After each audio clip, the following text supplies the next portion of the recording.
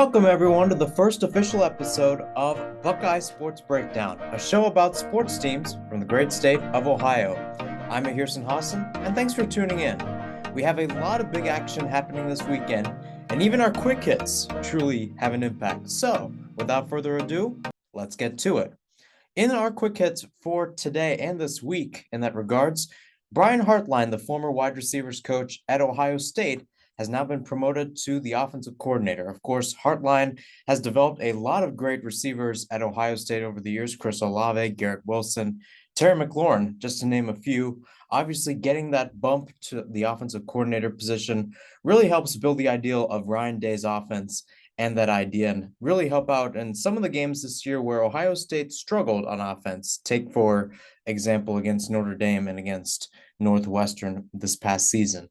Another interesting change in the coaching is also happening with the Browns as they have hired Jim Schwartz as their new defensive coordinator. Of course, Schwartz was the defensive coordinator with the Eagles when they won Super Bowl 52 back in 2018. He was a senior defensive assistant for the Titans from 2021 to 2022, in which the Titans got the number 1 seed last year.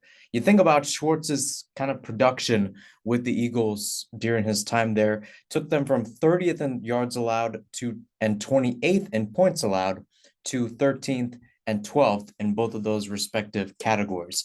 Very similar to that Eagles defense back in 2017, where they had guys such as Fletcher Cox, Brandon Graham, and Rodney McLeod. You have guys like Jadeveon Clowney, Myles Garrett, and Denzel Ward for this Browns defense. A lot of guys that bring the leadership, can bring that talent, and more importantly, make an impact on the field. Of course, we've seen that with a lot of other teams that are defensively oriented. For example, the Steelers and how TJ Watt has been all over the field. And it's almost a different game when you're an offensive coordinator, depending on whether he's on or off the field for that specific game. So it'll be interesting to see what Schwartz does in Cleveland. We'll stick around in Cleveland as the Guardians will get a renovation to Progressive Field, as about $202.5 million of the 435 of it are being funded.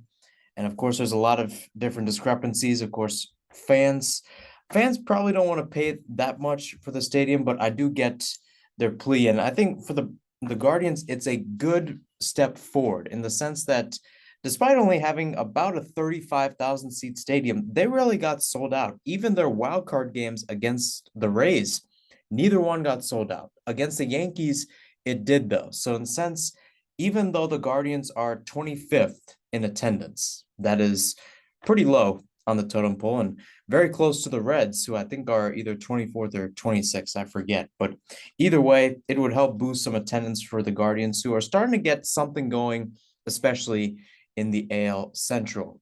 In other news, Christian Ramirez has signed with Columbus Crew SC. It's a great move for Columbus as they're trying to get back to the playoffs after missing them last year. They've got a great squad, especially in the attack. Lucas Salarayan, their attacking midfielder, and Cucho Hernandez, which they got from the Premier League over the summer this past year. Putting Ramirez in the mix will be interesting, and we'll see if Wilfred Nancy will move to a two-striker system or he decides to play with one. Of course, he messed around with those formations during his time in Montreal. Did a pretty good job as Montreal finished second in the East last year in MLS. So let's take a look at some other teams going on.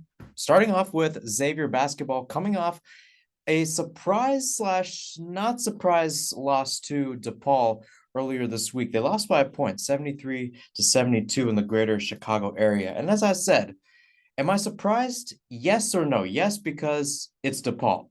3-5 right now in the Big East, tied for third to last in the conference.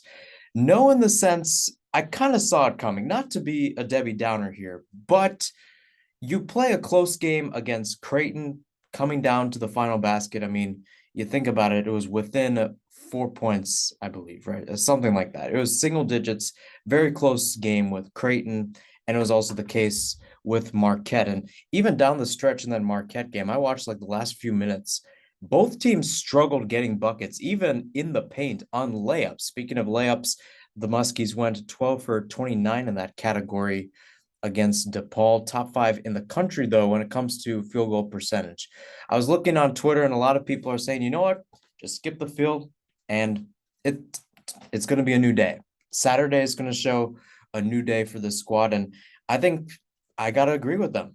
This Xavier squad, despite having those struggles, they're still, as it is right now, bracketology came out this morning. They're still a number 3 seed. They're the best team in Ohio and one of the best, if not the best team in the Big East. Show your dominance against a team like Georgetown.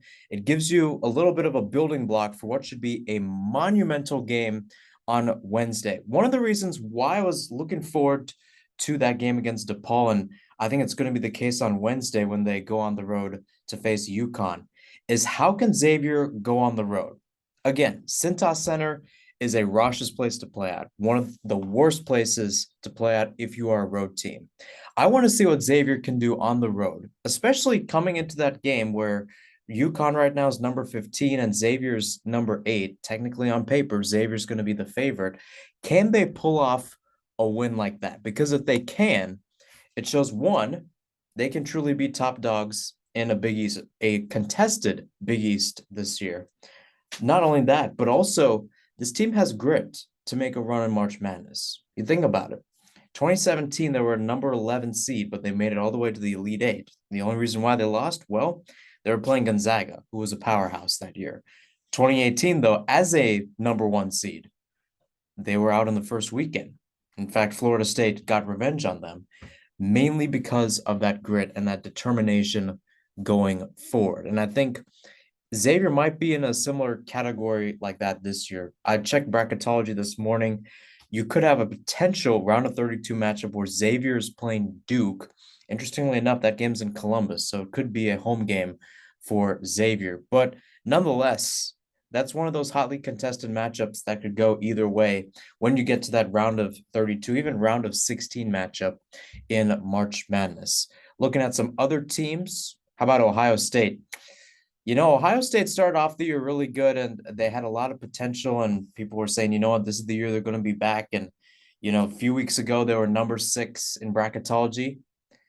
Boy, have they fallen off the charts. Lost to Nebraska 63-60. That is now their 5th straight Big Ten loss. And now they're down to a number 11 seed, and they would have to play a first 4 game. Yes, indeed, folks. They're the last 4 in, meaning this next stretch for OSU, monumental, as it is for the rest of the stretch for this Ohio State side. You think about it, ever since the Purdue game, nothing has seemed to click. And, all of these decided by single digits when you look at the type of games they have played. Of course, this Ohio State team has gotten off to a hot start, like I said, but in the games that matter, for example, quad 1 games, 2-6, not good. And also only one top 25 win this year at home versus Rutgers, number 23. I mean, things could change once March rolls around. Again, not so good. They play Iowa tomorrow at 2:00 Eastern time, and Iowa's got a pretty interesting schedule as well. Beat Rutgers on the road a couple of weeks ago.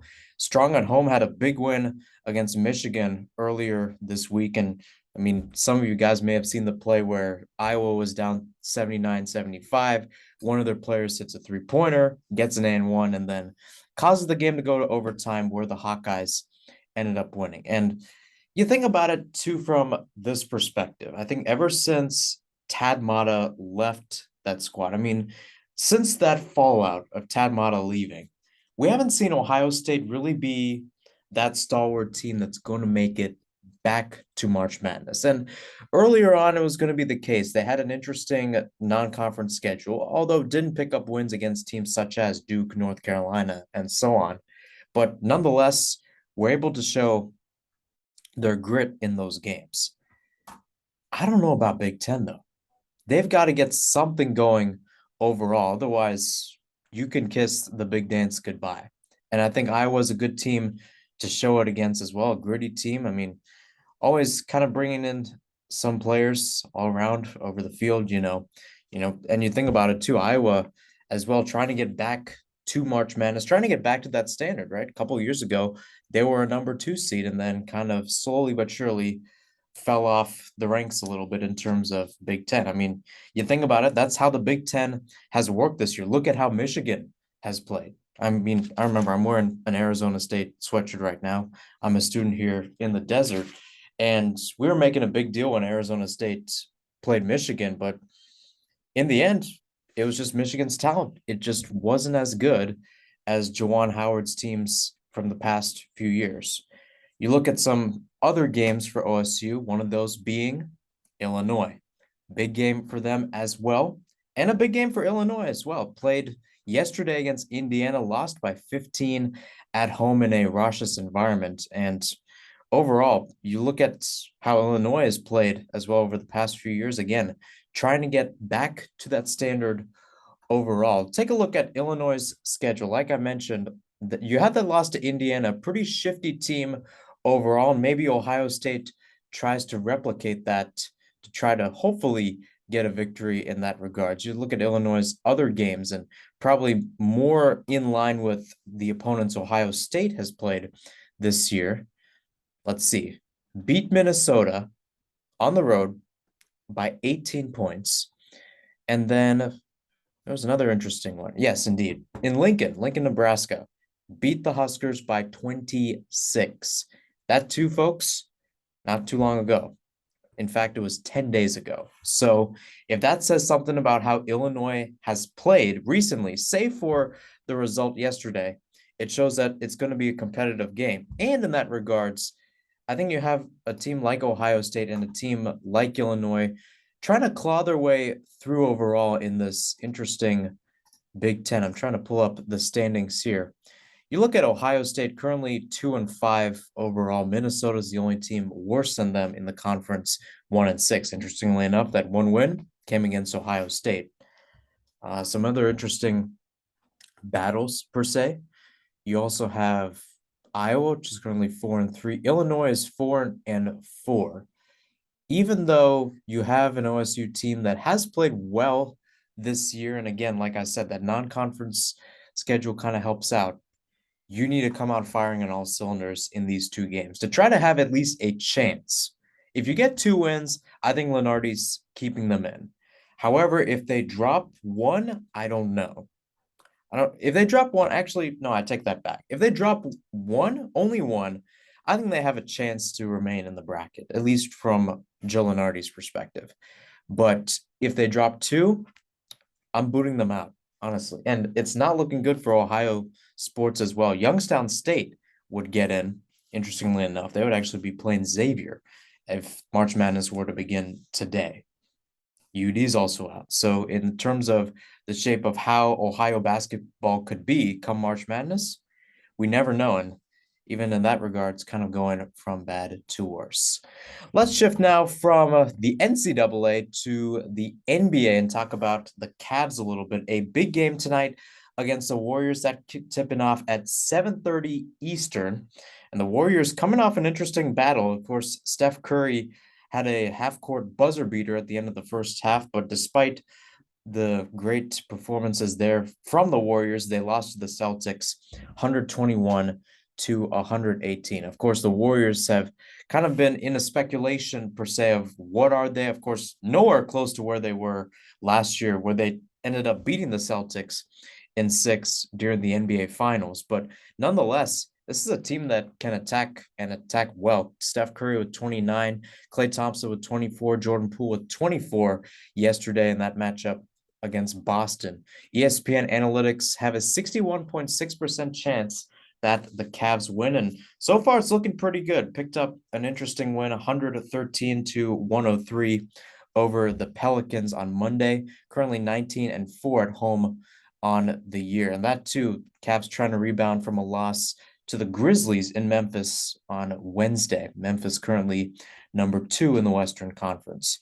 It kind of sums up where the Cavs are on this stretch, where you had the Pelicans, you had the Grizzlies, you got your third game tonight with the Warriors, Bucks on tomorrow, and then you got the Knicks at Madison Square Garden on Tuesday.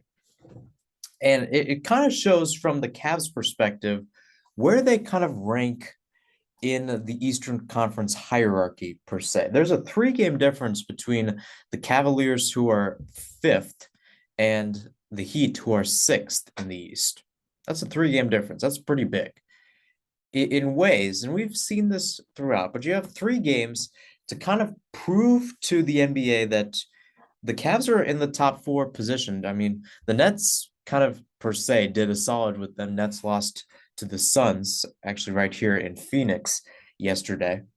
So those two are kind of tied up in the ranks per se.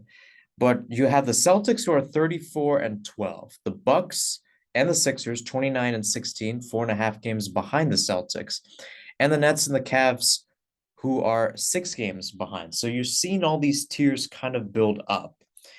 I say this for one reason, because, excuse me, if the Cavs have that guts, and I think it comes down to their big signing over the offseason, Donovan Mitchell, we will see them perform, especially at home and maybe even on the road, to get those kind of grudge wins per se in those flashy moments. It kind of shows this team can be good. I mean, obviously, they haven't been good, as in contender-wise good, since LeBron left.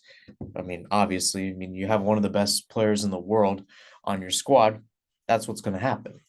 But nonetheless, I think this is going to be an interesting week for the Cavs to see whether or not they can enter that realm of the top 4, maybe even the top 3, if they ended up beating the Bucks this weekend. So again, sure to be some great action there. Sure to be some great action this Sunday as the Bengals face off against the Bills. I'll take a quick break, and we'll be back to preview that monumental divisional matchup coming up this Sunday right after this.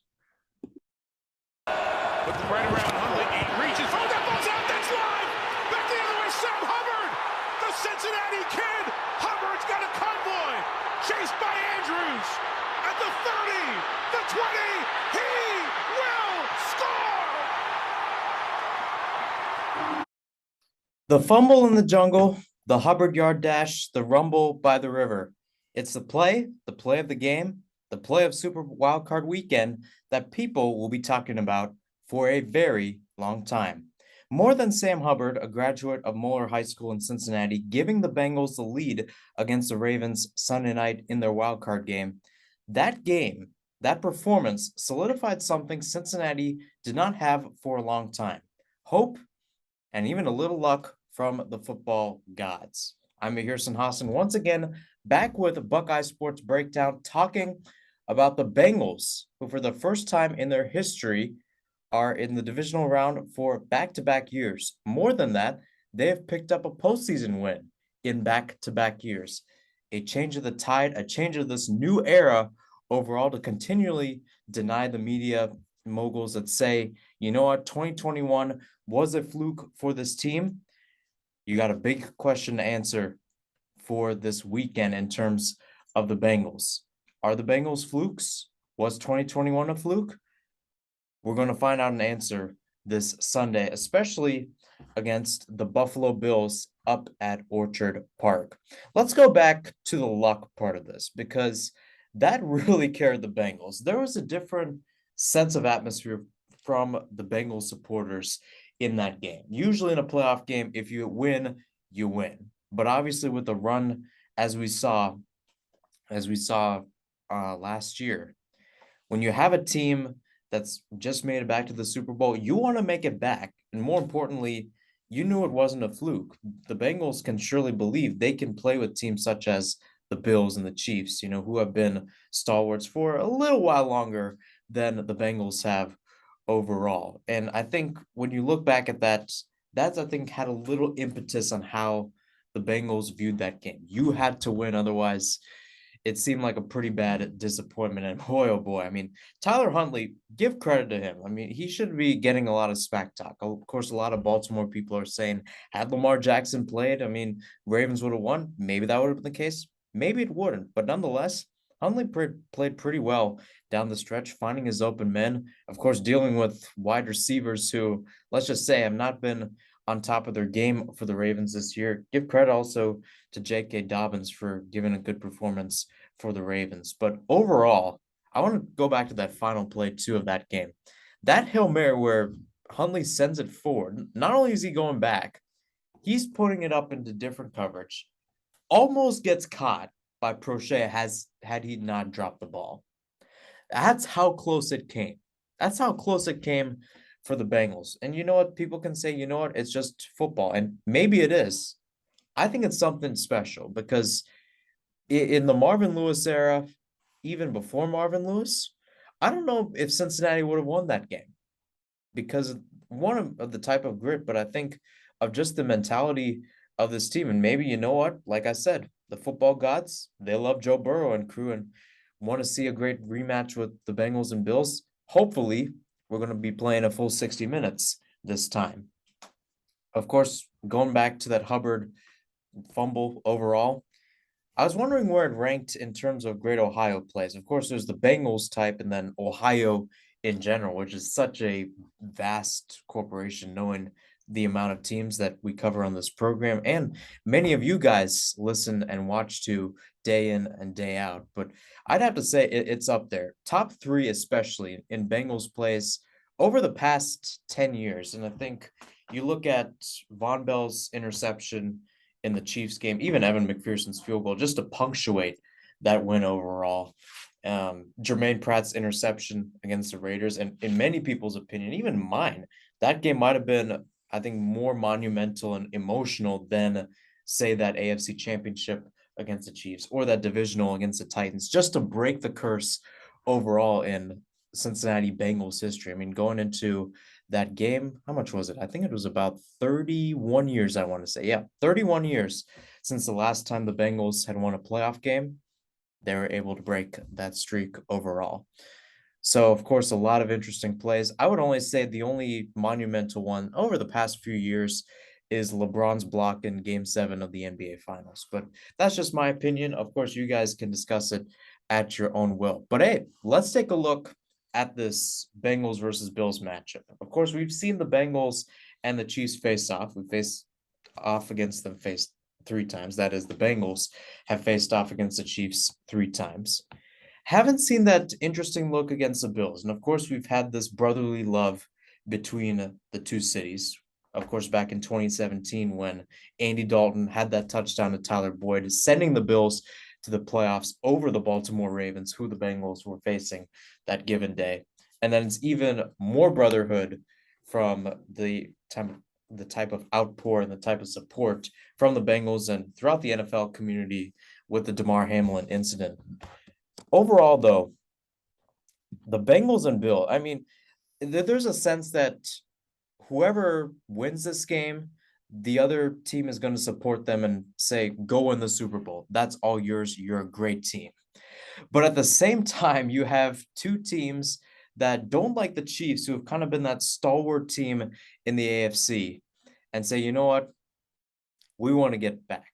The Bills, of course, trying to get back for the first time in 30 years, I believe, about 30 years. And the Bengals, of course, the reigning AFC champs, trying to get back to the Super Bowl, trying to go back-to-back years since the Chiefs did in 54 and 55 on the AFC side. So, of course, a big game for the Bengals there. Interestingly enough, the last time these two teams faced off in the postseason was back in 1989. The AFC Championship, Bengals won, ended up going to the Super Bowl.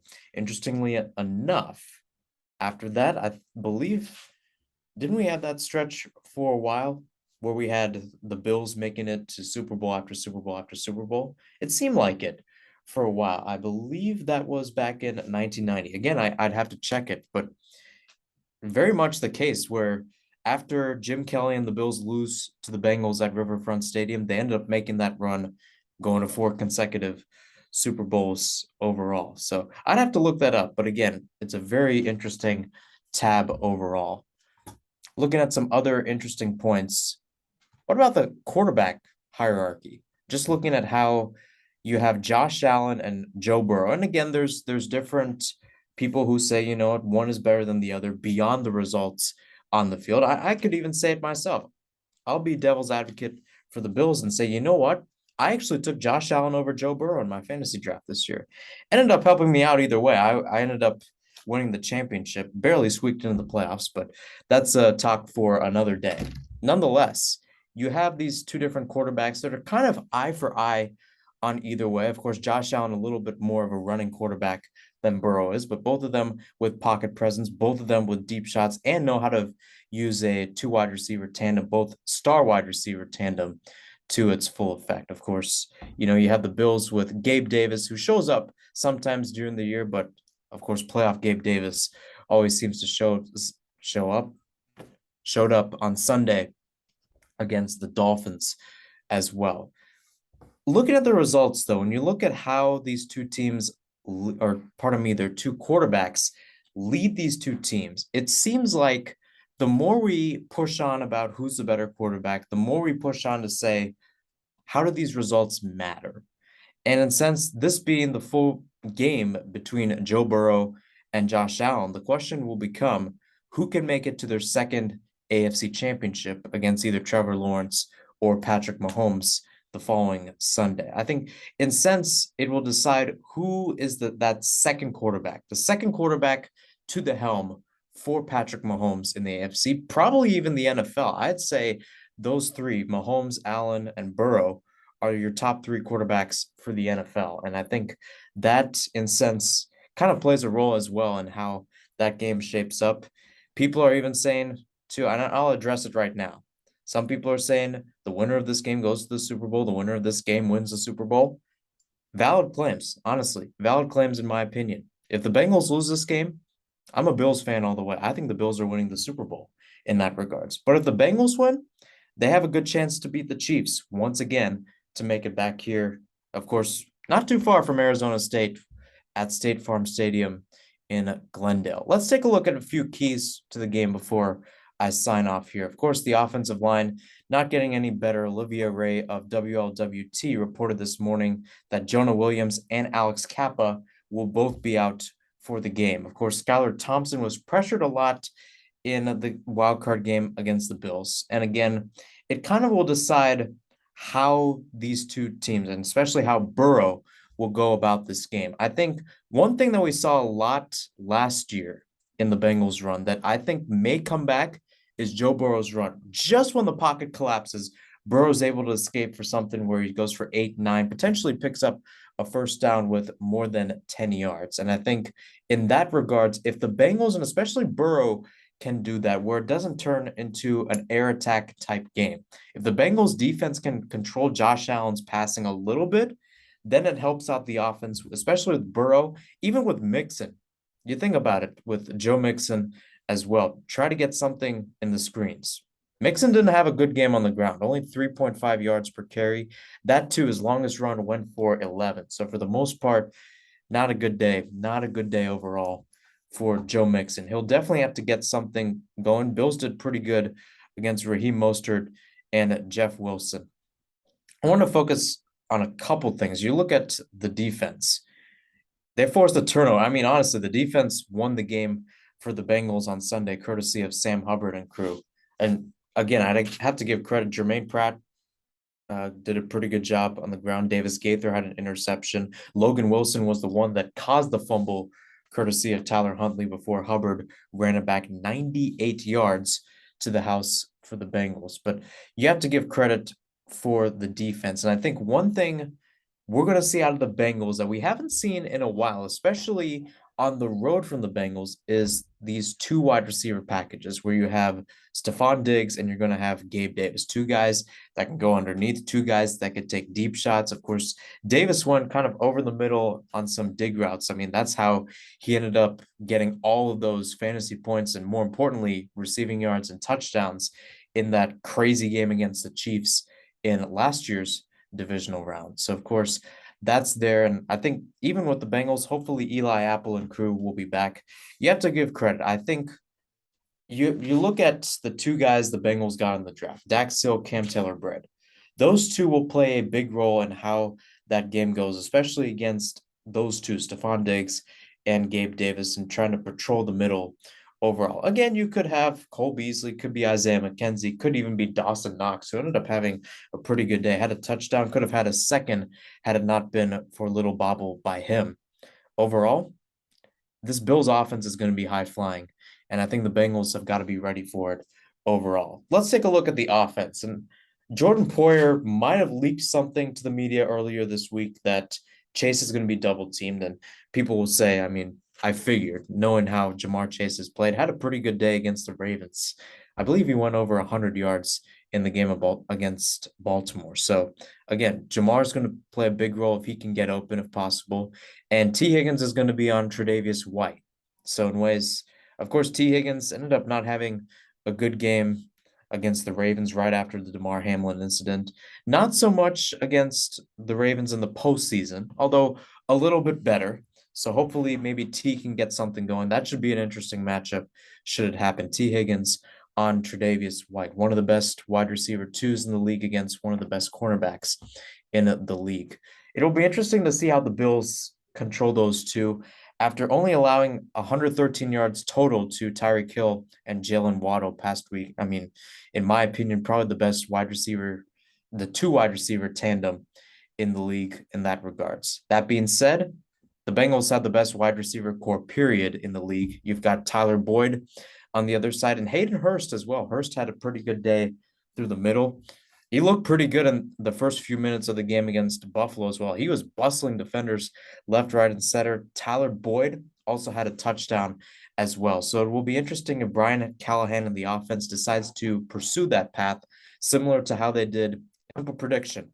It's going to be a close game overall, but I think the Bengals win it. Give me Evan McPherson field goal for the win, and the Cincinnati Bengals win 33-30 over the Buffalo Bills. Of course, my time is running to an end, so I'll end off with a chant that you guys all know and love. You can say it with me right here, even in the studio or wherever you're watching on this given day.